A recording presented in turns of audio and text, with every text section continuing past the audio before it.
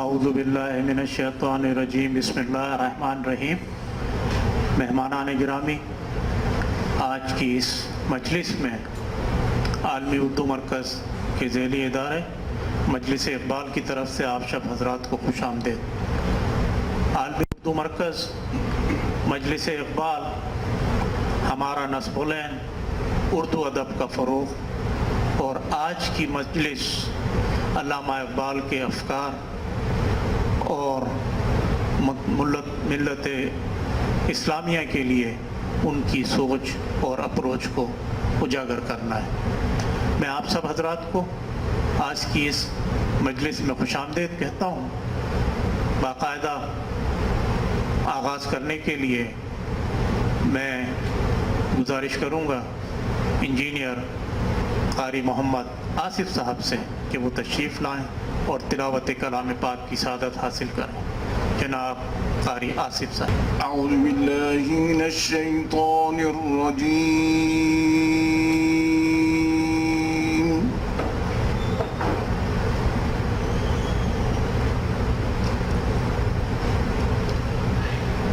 बिस्मिल्लाहिर्रहमानिर्रहीम।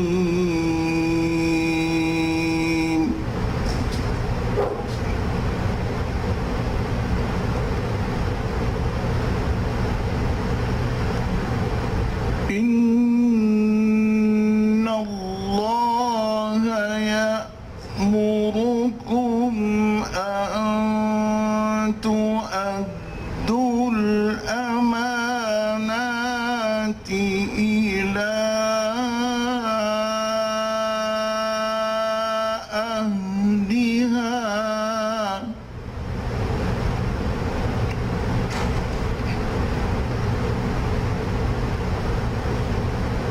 وإذا حكمتم بين الناس أن تحكموا بالعدل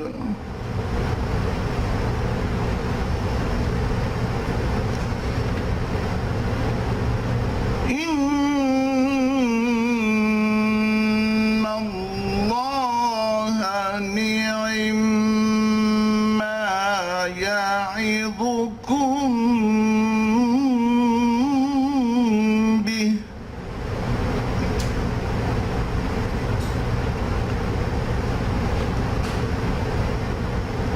إن الله كان سميعا بصيرا.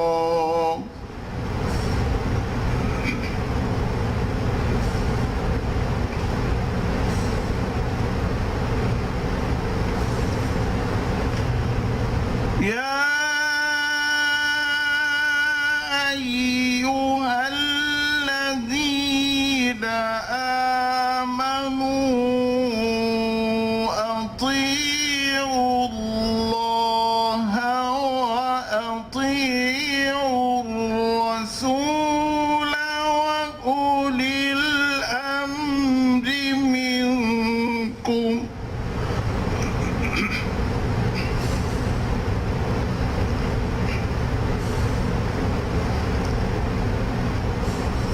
يا أيها الذين آمنوا أطيعوا الله وأطيعوا الرسول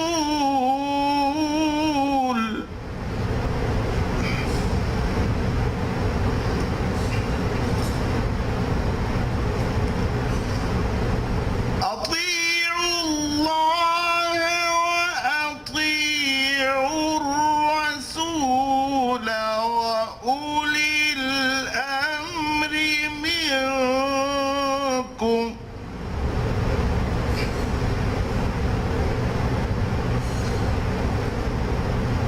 فإن تنازعتم في شيء فردوه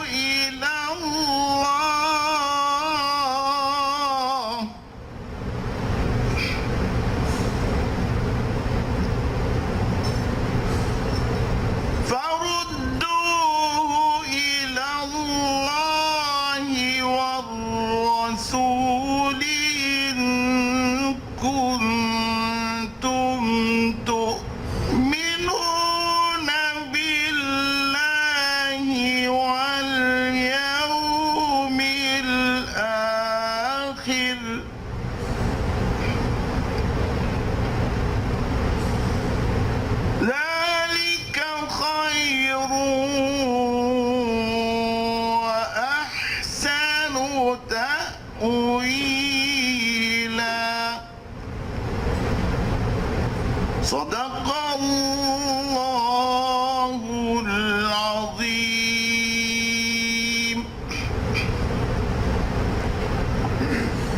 معزز حاضرین اکرام، آپ کے سامنے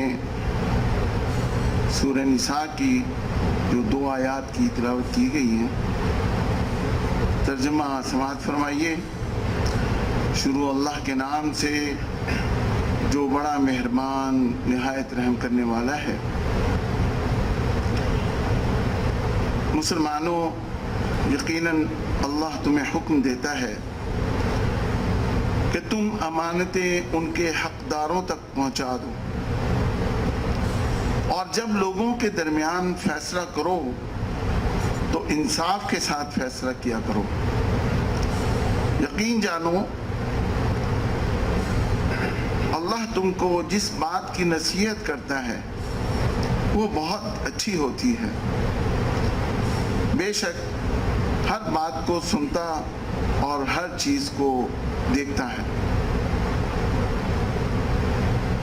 اے ایمان والو، اللہ تعالیٰ کی اطاعت کرو اور اس کے رسول صلی اللہ علیہ وسلم کی بھی اطاعت کرو، اور تم میں سے جو لوگ صاحب اختیار ہوں ان کی بھی۔ پھر اگر تمہارے درمیان کسی چیز میں اختلاف ہو جائے تو اگر واقعی تم اللہ اور یوم آخرت پر ایمان رکھتے ہو تو اسے اللہ اور رسول کے حوالے کر دو، یہی طریقہ بہترین ہے اور اس کا انجام بھی سب سے بہتر ہے۔ وآخر دعوانا ان الحمدللہ رب العالمین۔ میں گزارش کروں گا عالمی اردو مرکز کے صدر جناب اطہر نفیس عباسی صاحب سے کہ وہ اسٹیج پر تشریف لائیں۔ جناب اطہر نفیس عباسی صاحب۔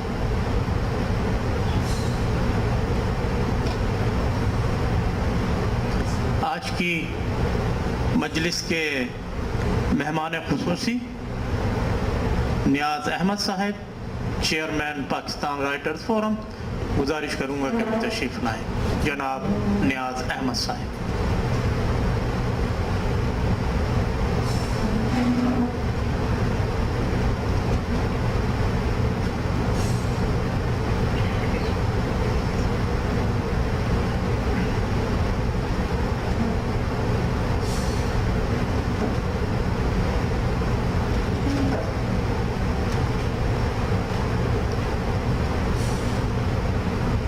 آج کی مجلس اقبال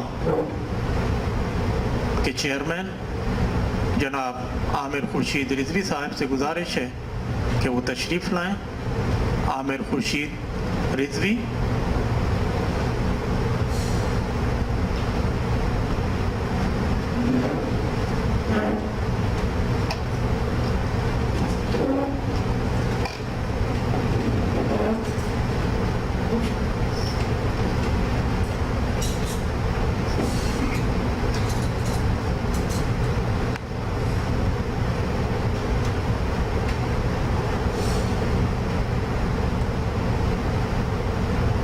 نعت رسول مقبول صلی اللہ علیہ وسلم پیش کرنے کے لیے تشریف لاتے ہیں جناب شیر افضل صاحب۔ حقیقت میں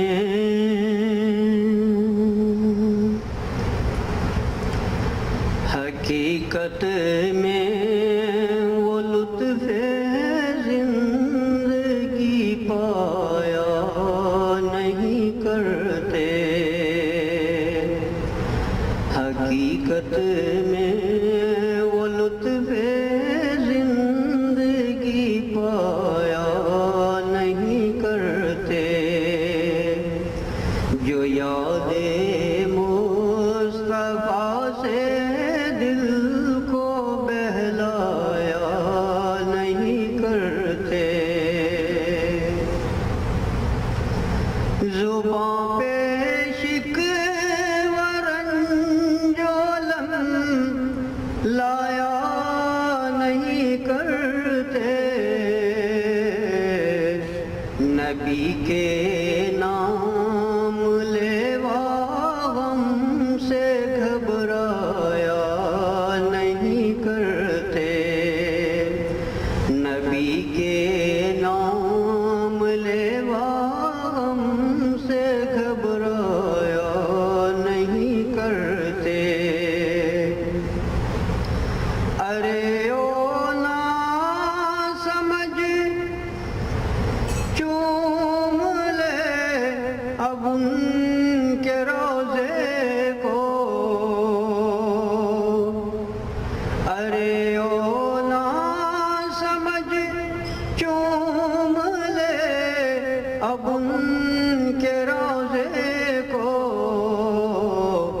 یہ لمحے زندگی میں بار بار آیا نہیں کرتے، یہ لمحے زندگی میں بار بار آیا نہیں کرتے، حقیقت میں وہ لطف زندگی پایا نہیں کرتے، جو یاد مصطفیٰ سے دل کو بہلایا نہیں کرتے۔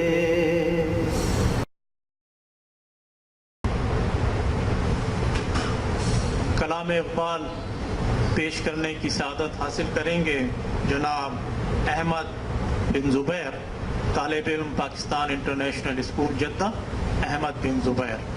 یہ کلام اقبال خودی کا سر نہا لا الہ الا اللہ۔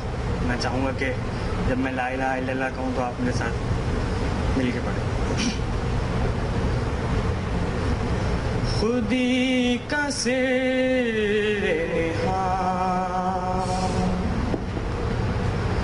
خودی کا سر نہا، لا الہ الا اللہ، لا الہ الا اللہ، لا الہ الا اللہ، لا الہ الا اللہ۔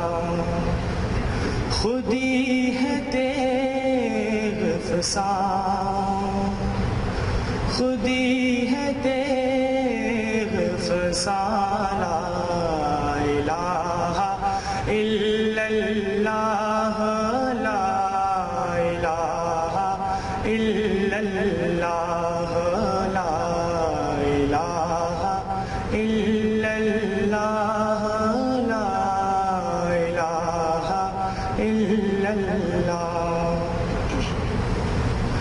یہ دور اپنے براہیم کی تلاش میں ہے، یہ دور اپنے براہیم کی تلاش میں ہے،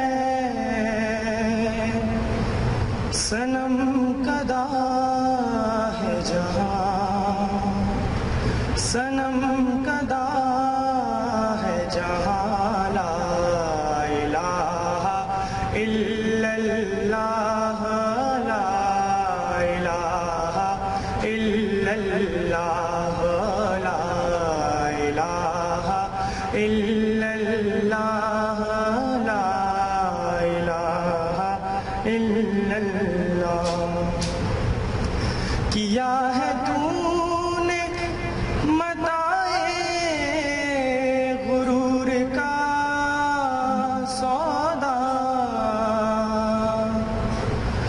کیا ہے تو نے متاع غرور کا سودا، فریب سود و زیاں،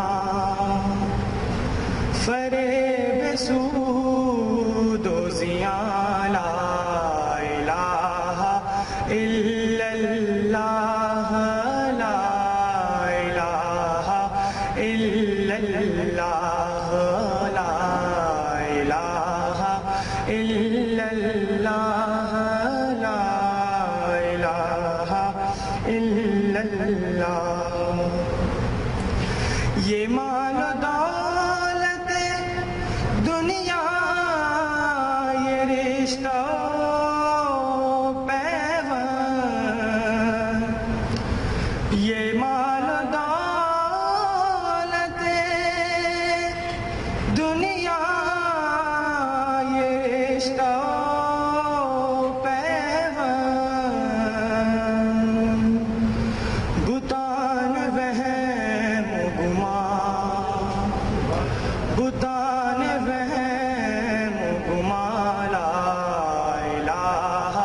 إلا الله لا إله إلا الله لا إله إلا الله لا إله إلا الله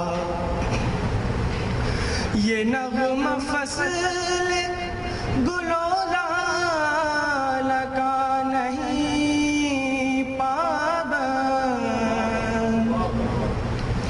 یہ نغمہ فصل گلو لال کا نہیں پابند، بہار ہو کہ خزاں، بہار ہو کہ خزاں، لا الہ الا اللہ لا الہ الا اللہ لا الہ الا اللہ لا الہ الا اللہ۔ اگرچہ بت ہے جماعت کی آستینوں میں، اگرچہ بت ہے جماعت کی آستینوں میں، مجھے ہے حکم اذاں، مجھے ہے حکم اذاں، لا الہ الا اللہ لا الہ الا اللہ لا الہ الا اللہ لا الہ الا اللہ۔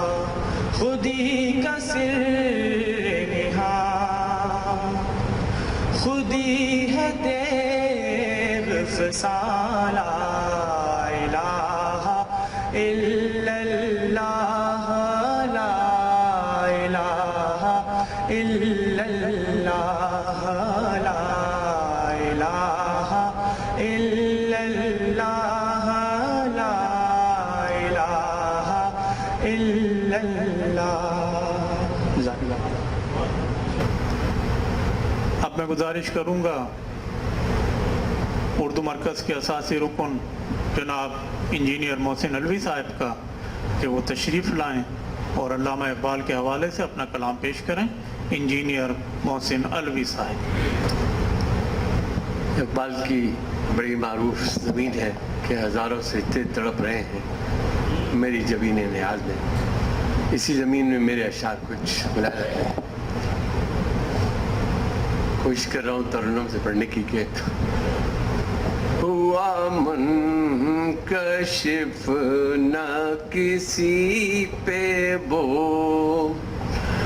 جو چھپا ہے پردہ راز میں، ہوا منکشف نہ کسی پہ وہ جو چھپا ہے پردہ راز میں، نہ کسی پہ عقدہ وہ کھل سکا جو چھپا ہے قلب کے ساز میں، نہ کسی پہ عقدہ وہ کھل سکا جو چھپا ہے قلب کے ساز میں، اور کبھی شوق سجدہ میں جھک گئے جو تیرے حضور نماز میں، کبھی شوق سجدہ میں جھک گئے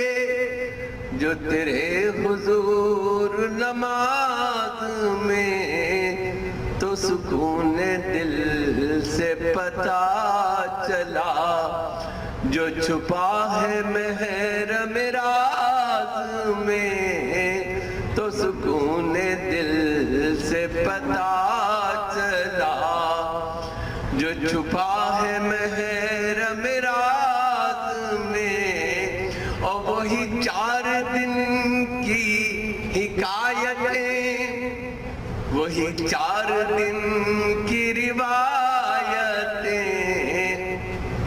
وہی 4 دن کی حکایتیں، وہی 4 دن کی روایتیں، نہ یہ 4 دن میں پتہ چلا جو لکھا تھا عمر دراز میں، نہ یہ 4 دن میں پتہ چلا جو لکھا تھا عمر دراز میں، اور تیری قدرتوں پہ نظر گئی تو چمک سی دل میں اتر گئی، تیری قدرتوں پہ نظر گئی تو چمک سی دل میں اتر گئی، کہ جو نور شمس و قمر میں ہے وہ چمک ہے آئینہ ساز میں، کہ جو نور شمس و قمر میں ہے وہ چمک ہے آئینہ ساز میں، اور کوئی ہم نفس کوئی ہم نوا کبھی وہ مزہ نہیں دے سکا، کبھی کوئی ہم نفس کوئی ہم نوا کبھی وہ مزہ نہیں دے سکا، جو مزہ ملا ہے میرے خدا تیرے ساتھ راز و نیاز میں، جو مزہ ملا ہے میرے خدا تیرے ساتھ راز و نیاز میں، اور درائے گرا کہ کسی ایک سجدے کی بات کیا، یہ وجود کیا، یہ حیات کیا، کسی ایک سجدے کی بات کیا، یہ وجود کیا، یہ حیات کیا، کہ ہزاروں سجدے تڑپ رہے ہیں میری جبین نیاز میں، کہ ہزاروں سجدے تڑپ رہے ہیں میری جبین نیاز میں، اور بشعور جذب سخنوری ہے میری نظر میں وہ رہبری، بشعور جذب سخنوری ہے میری نظر میں وہ رہبری، یہ خیال و فکر کی بہتری جو ملی ہے سوز نماز میں، یہ خیال و فکر کی بہتری جو ملی ہے سوز نماز میں، اور کوئی منزل ہی نہ سر کرے سو بلندیاں کرے کیوں عطا، کوئی منزل ہی نہ سر کرے سو بلندیاں کرے کیوں عطا، نہ وہ قمریوں میں جھلک رہی نہ وہ رنگ ہے آج کے باز میں، نہ وہ قمریوں میں جھلک رہی نہ وہ رنگ ہے آج کے باز میں، اور جو طلب تھی محسن بے نوا ہوئی در سے تجھ کو وہی عطا، جو طلب تھی محسن بے نوا ہوئی در سے تجھ کو وہی عطا، ہو فغاں جو سوز و گداز میں تو عطا ہے بندہ نواز میں، ہوا منکشف نہ کسی پہ وہ جو چھپا ہے پردہ راز میں، نہ کسی پہ پردہ وہ کھل سکا جو چھپا ہے قلب کے ساز میں، اور کسی ایک سجدے کی بات کیا، یہ وجود کیا، یہ حیات کیا، کہ ہزاروں سجدے تڑپ رہے ہیں میری جبین نیاز میں۔ اب میں گزارش کروں گا عالمی اردو مرکز کے صدر جناب اطہر نفیس عباسی صاحب سے جو کلام اقبال تحت اللفظ میں پیش کریں گے اور اس کی تشریح بھی کریں گے۔ جناب اطہر نفیس عباسی صاحب۔ صدر محفل عامر خورشید، مہمان خصوصی جناب نیاز احمد صاحب، حامد اسلام صاحب اور حاضرین محفل، مجلس اقبال کے زیر اہتمام جب سے ہمارے عامر خورشید ماشاءاللہ اس کے چیئرمین منتخب ہوئے ہیں، تو انہوں نے ایک نیا سلسلہ یہ شروع کیا ہے جو اچھا دلچسپ ہے، جسے لوگوں نے پسند بھی کیا ہے۔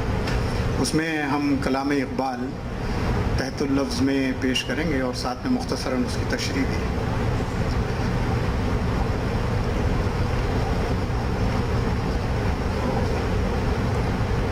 مجلس اقبال کی آج کی نشست میں تحت اللفظ میں کلام اقبال اور اس کی تشریح کے لیے ماہ اگست کی مناسبت سے میں نے بانگ درا کی نظم وطنیت کا انتخاب کیا ہے۔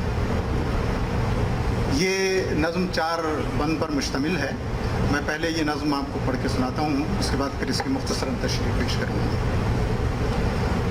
کہ اس دور میں اور ہے جام اور ہے جم، اور اس دور میں اور ہے جام اور ہے جم، اور ساقی نے بنا کی روش لطف و ستم، اور مسلم نے بھی تعمیر کیا اپنا حرم، اور تہذیب کے آذر نے ترشوائے صنم، اور ان تازہ خداؤں میں بڑا سب سے وطن ہے، جو پیرہن نسخہ ہے وہ مذہب کا کفن ہے۔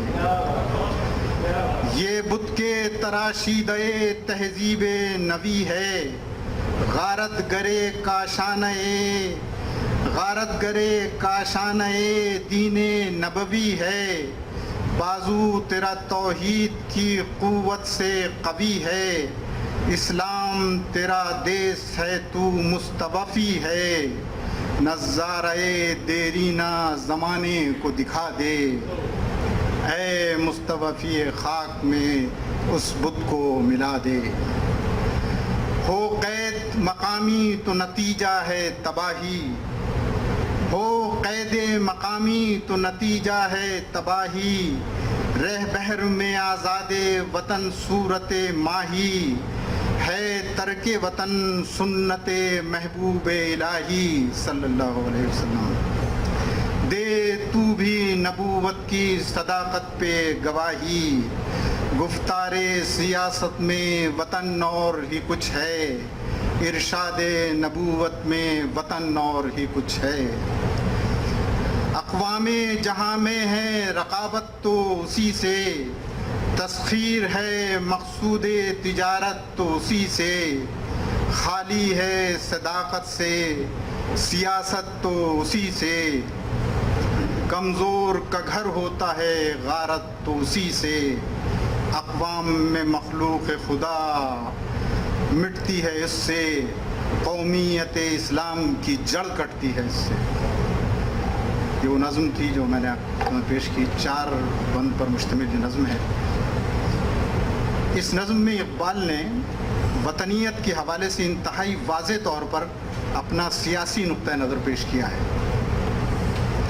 پہلا بند جو میں نے آپ کو پیش کیا آپ کے سامنے، اس دور میں نور ہے جام اور ہے جم، اور ساقی نے بنا کی روش لطف و ستم، اور مسلم نے بھی تعمیر کیا اپنا حرم، اور تہذیب کے آذر نے ترشوائے صنم، اور ان تازہ خداؤں میں بڑا سب سے وطن ہے، جو پیرہن اس کا ہے وہ مذہب کا کفن ہے۔ یہ دور جس میں ہم زندہ ہیں اپنی تمام تر روایات کے ساتھ برسر عمل ہے۔